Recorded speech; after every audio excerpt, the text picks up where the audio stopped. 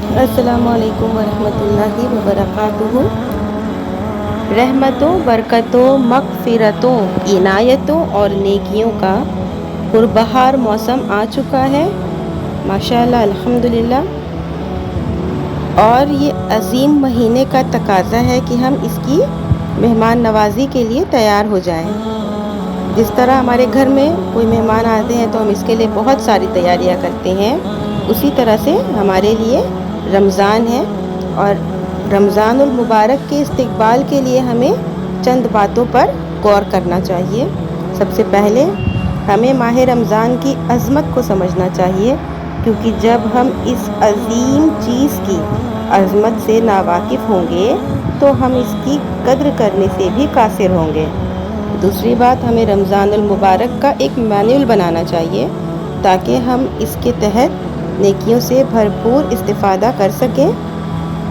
تلاوت قرآن مجید، کثرت سے سجدہ و قیام، نوافل کا اہتمام، دعا، مناجات، توبہ استغفار کے ساتھ ساتھ بشری تقاضوں کو بھی پورا کریں۔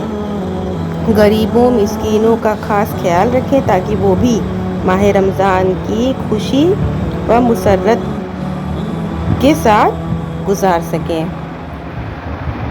ہم ماشاءاللہ الحمدللہ رمضان شروع ہو چکا ہے، اور ہم تمام مسلمان بھائیوں بہنوں کو چاہیے کہ ہم اس رمضان کا بھرپور فائدہ اٹھا سکیں، اللہ تعالیٰ کو اپنے لیے راضی کر سکیں۔